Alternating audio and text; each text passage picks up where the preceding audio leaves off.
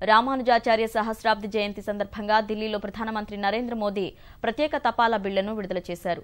ఆయన అధికార నివాసం 7 లోక్ కళ్యాణ్ మార్గ్లో ఏర్పాటు చేసిన కార్యక్రమంలో ప్రత్యేక స్టాంపును విడుదల చేశారు. రామానుజాచార్య మొదటి తపాలా బిళ్లను ఆంధ్రప్రదేశ్, తెలంగాణ రాష్ట్రాల గవర్నర్ నరసింహన్ అందుకున్నారు.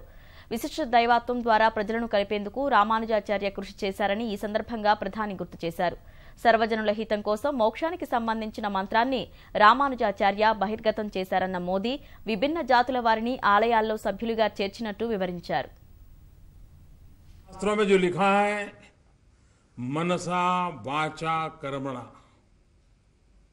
इस सूत्र पर चलते हुए उन्होंने अपनी जिंदगी को ही अपना उपदेश बना दिया। जो उनके मन में था वही वचन में था और वही कर्म में भी दिखा। संत श्री रामानुजाचार्य में एक विशेषता थी कि जब भी विवाद होता था तो वे स्थिति को और बिगड़ने से रोकने और समस्या को सुलझाने का एक अलग तरीके से प्रयास करते थे। ईश्वर को समझने के लिए द्वैत और अद्वैत, द्वैतवाद और अद्वैतवाद ये बड़े प्रचलित थे। उस कालखंड में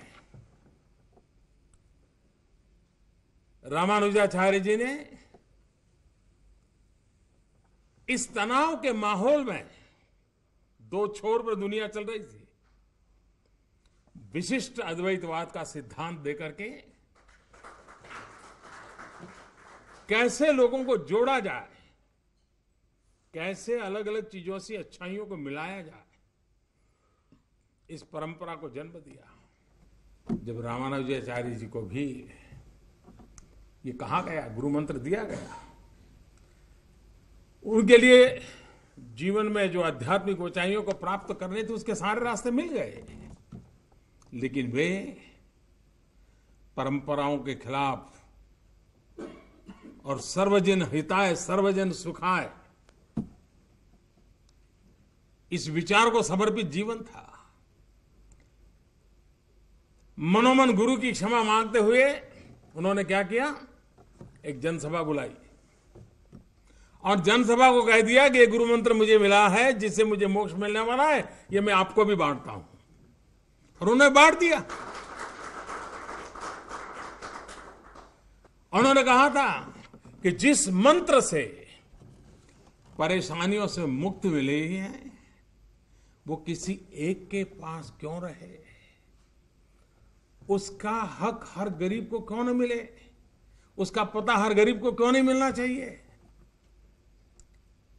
1000 साल पहले इस प्रकार का व्यक्तित्व आज भी अगर 10 लोगों के बीच में अलग विचार रखना है तो हम 50 बार सोचते हैं यार इसको बुरा तो नहीं लगेगा, चुप रह जाते हैं, भाग जाते हैं।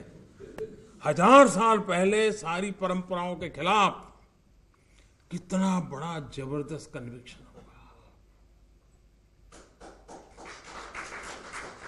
भीतर कैसी अंतर चेतना होगी जो उन्हें ये करने के लिए सामर्थ्य देती थी। संत श्री रामानुजाचार्य का हृदय इतना विशाल, इतना परोपकारी था।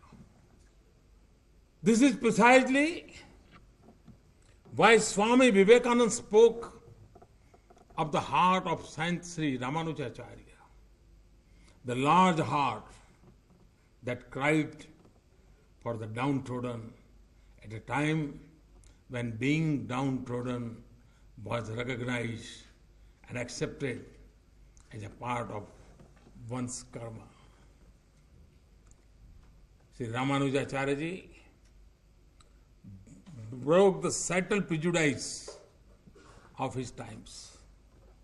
His thinking was much ahead of his era.